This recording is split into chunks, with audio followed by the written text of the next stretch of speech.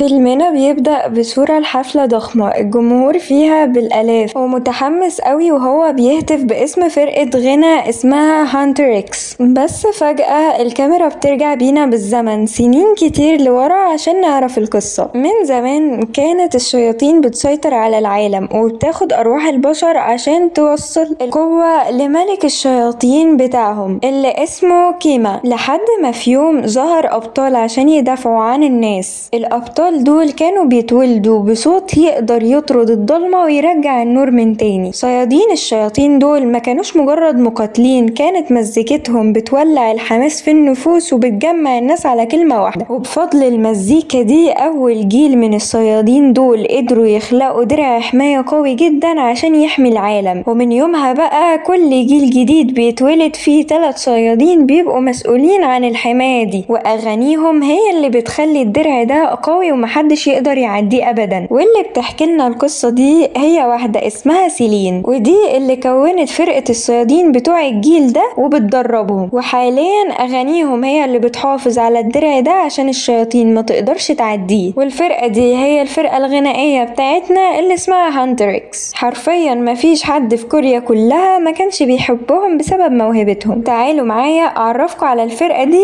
واحدة واحدة. أول واحدة معانا اسمها ميرا، ودي كانت مسؤولة عن الشكل وعن الرقص، والكل كان بيقول إنها جامدة لأن مفيش حد غيرها ممكن يلبس كيس نوم في حفلة. وتاني واحدة معانا اسمها زوي، ودي بقى كانت الرابر وكاتبة الأغاني وتربت في أمريكا. وآخر واحدة اسمها رومي، ودي المطربة الرئيسية اللي صوتها بيخلي الناس تعيط حرفيا من جماله. مامتها ماتت وهي صغيرة، وسيلين هي اللي ربتها وعملت الفرقة أصلا كلها عشانها. نرجع تاني لوقت الحفلة والناس مستنية الفرقة بفارغ الصبر. مديرهم اللي اسمه بوبي بياخد باله ان الطيارة بتاعتهم ماشية في اتجاه غلط وبعيد اصلا عن الحفلة. في الوقت ده البنات كانوا قاعدين في الطيارة ولا على بالهم، بياكلوا سناكس عشان دي اكبر حفلة ليهم وكل شوية يطلبوا اكل اكتر. ولاحظوا ان المضيفة والطيار تصرفاتهم غريبة. فجأة بوبي بيكلمهم وهو مستغرب انهم لسه ما وصلوش، وقال لهم كمان ان طيارتهم بتبعد اصلا عن المكان اللي فيه الحفلة. والبنات بيبصوا من الشباك بيكتشفوا فعلا ان الطيارة ماشية في اتجاه غلط خالص. وفي اللحظة دي البنات عرفوا ان المضيفة والطيار مش طبيعيين وانهم شياطين، واللي خلاهم متأكدين من ده هي علامات الشياطين اللي على ايديهم. فوقتها الشياطين بقى بيتحولوا لشكلهم الحقيقي علشان يهاجموهم. بس طبعا دي فرقة صيادين ما كانتش طبعا خايفة منهم خالص. البنات بيطلعوا الأسلحة بتاعتهم وبيبدأوا يغنوا أغانيهم اللي بيها بيخلصوا على الشياطين. بس الطيارة للأسف بتتدمر. طبعا بقدراتهم بينطوا من الطيارة وبيعملوا نزلة درامية على المسرح والجمهور بيتجنن ويتحمس. وبعد ما بدأوا يغنوا الكاميرا بتاخدنا لعالم الشياطين. الشيطان اللي هو فضل واتهزم بيروح يقول لملك الشياطين انهم اتهزموا تاني، وده بيخليه يتعصب جدا. ملك الشياطين بيقتل الشيطان اللي كان فاضل لانه كان ضعيف، وبيشتم باقي الشياطين لانهم ملهمش لازمة. بيقول لهم انهم لو ما قتلوش الصيادين دول اغانيهم هتحول درع الحماية لدرع ذهبي، وده هيحبس الشياطين في عالمهم للأبد. وفجأة بيظهر شيطان تاني غريب جدا اسمه جينو، وبيبدأ يغني أغنية عن ملك الشياطين القديم اللي كان بيسيطر على كل حاجة وبياكل الأرواح، والعالم كله كان بيترعب من صوته. بس بعد ما شوية صيادين غنوا كام أغنية الملك بقى محبوس. ملك الشياطين بيكمل كلامه وهو متعصب وبيقول لجينو أنا سبتلك صوتك ومع ذلك بتيجي تتريق عليا بيه. جينو بيرد عليه بكل هدوء وبيقوله انه مش جاي عشان يتريق عليه، هو جاي عشان يساعده. بيقوله انه عنده خطة جديدة وعبقرية عشان يواجهوا الصيادين دول. الخطة دي بتقوم على انهم يهاجموا الصيادين من نقطة ضعفهم اللي محدش يتوقعها، وهي جمهورهم، لان الجمهور هو اللي بيدي الدرع ده قوته. الشياطين التانيين بيتريقوا على جينو وفريق عمله وبيسألوه هو ايه اللي يخليك تفكر في فرقة غنى شياطين. لكن لما جينو وفريقه بيتحولوا ل5 شباب شكلهم وسيم جدا، ملك الشياطين وكل الشياطين التانيين بيعجبوا جدا بالفكرة وبيوافقوا عليها على طول. وبنرجع تاني لفرقة هانتر اكس اللي قررت تاخد اجازة قصيرة بعد اكبر حفلة ليهم. بس ما بيعرفوش طبعا يرتاحوا لان رومي بتفاجئهم وبتقول لهم انها قررت تنزل النسخة الذهبية من اغنيتهم الجديدة. العالم كله كان مستني الاغنية دي بفارغ الصبر. وقبل بيطلعوا على المسرح حاجة غريبة جدا بتحصل. رومي كل ما تغني دقيقة صوتها بيقف، بتطلب منهم بس 5 دقايق بريك، بس الحفلة اصلا هتبدأ خلاص بعد 10 دقايق بالظبط. بوبي المدير بتاعهم بيجيله انهيار عصبي لان في الاف من المعجبين بيصرخوا بره وصوتهم مخيف. رومي بتدخل الحمام وهي بتتنفس بصعوبة، وبتقوم بتنزل السوستة شوية بتاعة الفستان بتاعها، وبنكتشف وقتها انها شطانة. رومي كانت مرعوبة لان علامات الشياطين اللي في جسمها بدأت تأثر على صوتها. في الوقت ده الفيلم بيرجع بينا شوية بالزمن، وبنشوف رومي وهي صغيرة وبتسأل سيلين اذا كان لازم الصيادين يقتلوا كل الشياطين وان كل حاجة عليها علامات شياطين بتكون شيطان. بنكتشف ان رومي عليها العلامات دي لان ابوها كان شيطان، بس سيلين طمنتها وقالت لها انها مش منهم، هي صيادة زي مامتها، وان لما درع الحماية يتقفل كل الشياطين هتختفي والعلامات دي كمان هتختفي خالص من جسمها. ومن وقتها رومي وهي بتتجنب ان اصحابها يشوفوا جسمها عشان محدش يعرف السر ده. وبنرجع للوقت الحاضر ورومي زعلانة جدا لانها مش عارفة تصلح العالم وتصلح نفسها وهي ما عندهاش صوت. ولما بترجع البيت اصحابها بيطمنوها وبيقولوا لها انهم ممكن يعملوا حفلة تانية في خلال كام يوم، وان عادي يعني بوبي هيقدر يسيطر على الموضوع. بس في الحقيقة بوبي اصلا مش عارف يسيطر على حاجة، وبيكلمهم وبيقول لهم انه مش قادر يسيطر على الموقف، وان الجمهور زعلان جدا من فرقة هانتر اكس لانهم ما طلعوش يغنوا. رومي بتقول لصاحبتها انها مش متأكدة اذا كان ممكن اصلا يعملوا حفلة تانية لان صوتها فيه مشكلة. فرقة هانتر اكس بتفوت حفلة جوائز الايدلز لانها اهم حفلة ليهم في السنة، وهي دي اللي بيقووا بيها درع الحماية للسنة كلها. بما ان الاغنية الجديدة هتتقفل بعد اسبوعين، البنات بيقرروا يستغلوا الوقت ده عشان يصلحوا صوت رومي. زوي قالت انها عندها 57 فكرة عشان يصلحوا صوتها، وبتاخد رومي الراجل بيعمل ادوية خاصة بتعالج اي حاجة حتى لو كانت مشاكل في العلاقات. زوي بيقابلوا دكتور اسمه هين بيعمل تحاليل غريبة كده لرومي وبيديهم علاج عشان صوتها يرجع زي الاول. ولما بيرجعوا البيت بيلاقوا 5 شباب وسيمين جدا، اول ما بيشوفوهم بيعجبوا بيهم جدا، بس واحد منهم بيخبط رومي على الارض والبنات بيكرهوهم لما بيعرفوا ان هم وقحين. وفجأة وهم ماشيين بيسمعوا صوت مزيكا في السوق اللي جنبهم، وبيروحوا يشوفوا ايه ده، بيلاقوا بقى ايه، نفس الشباب الوسيمين دول بيغنوا اغنية، وبيكتشفوا انهم فرقة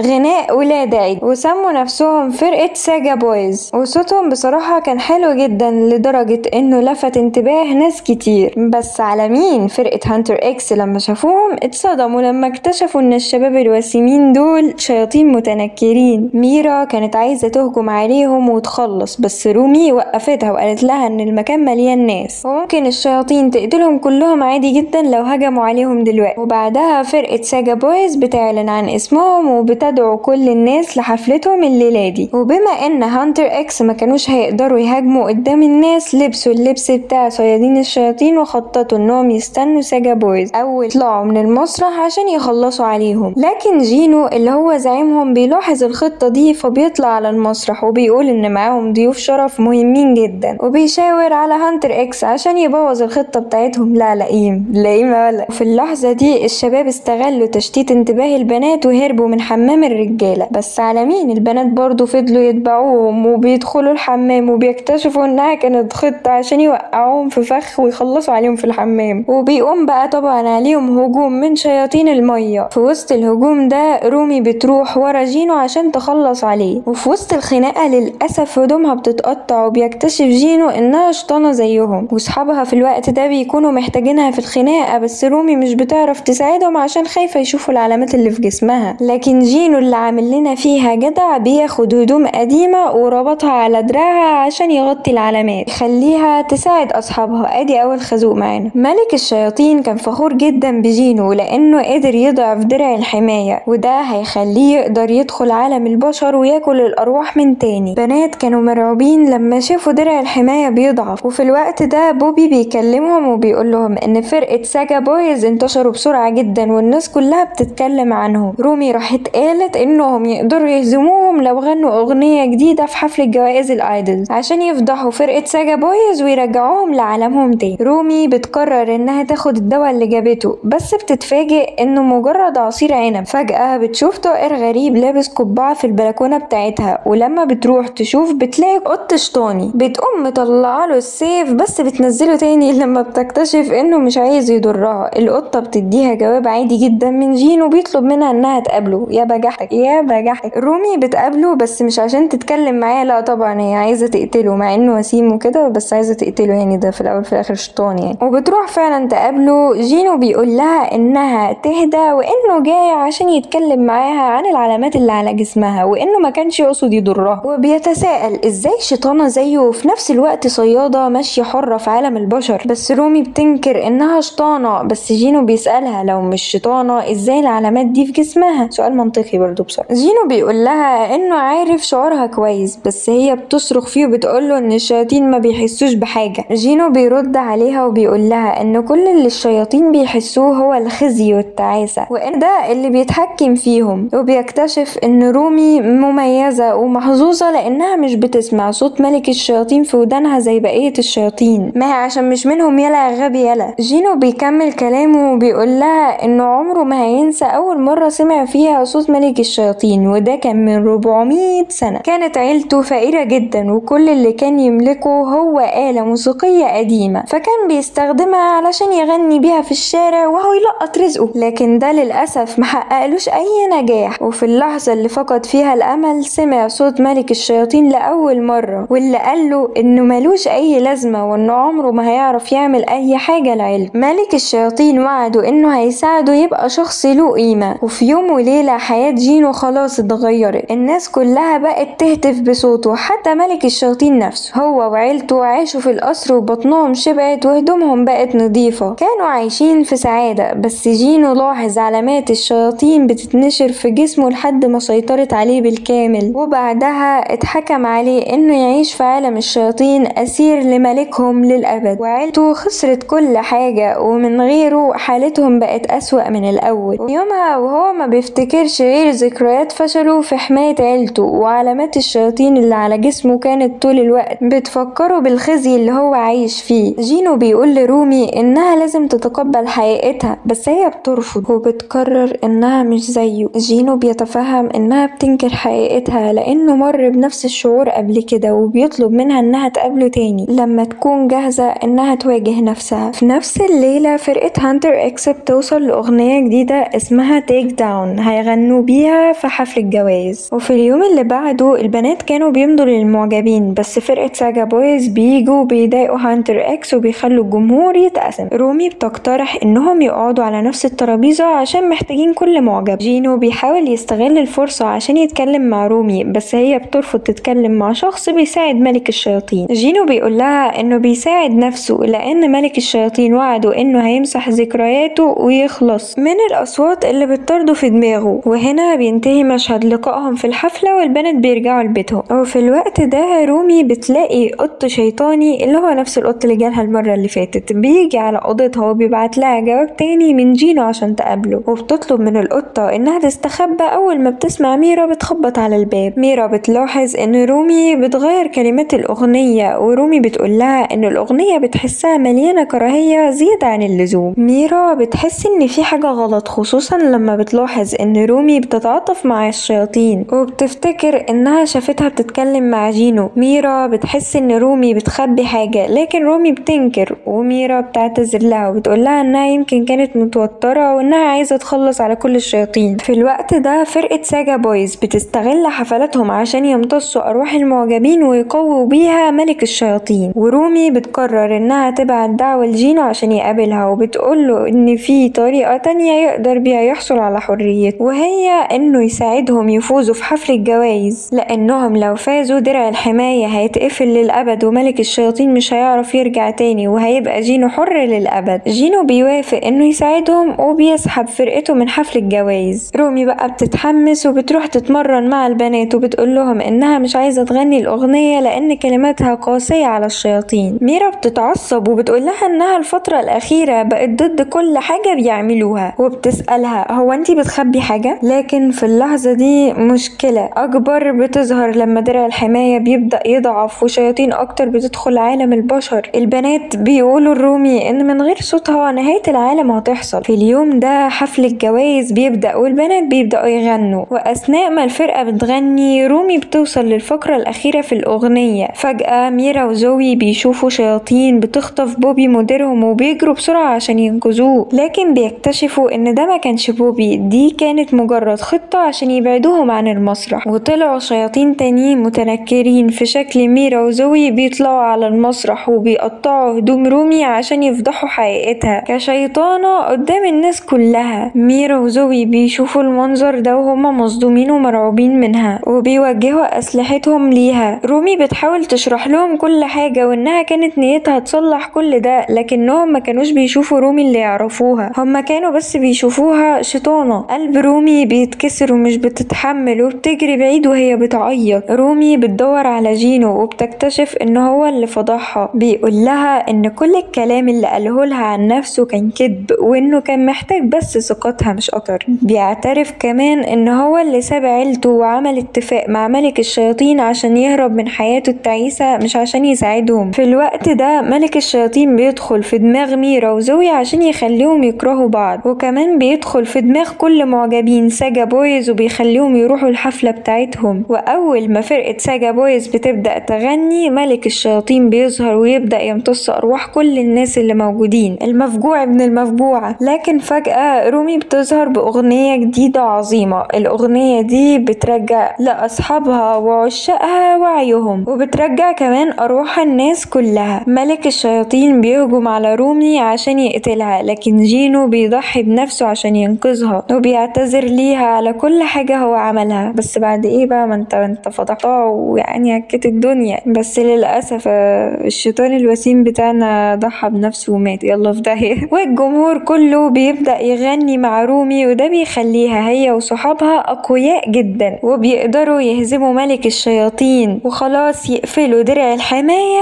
للأبد. وبكده نكون وصلنا لنهاية فيلمنا. قولولي في الكومنتات حابين نلخص ايه تاني بعد كده، وخلينا نكمل مغامراتنا مع بعض في كل فيلم جديد.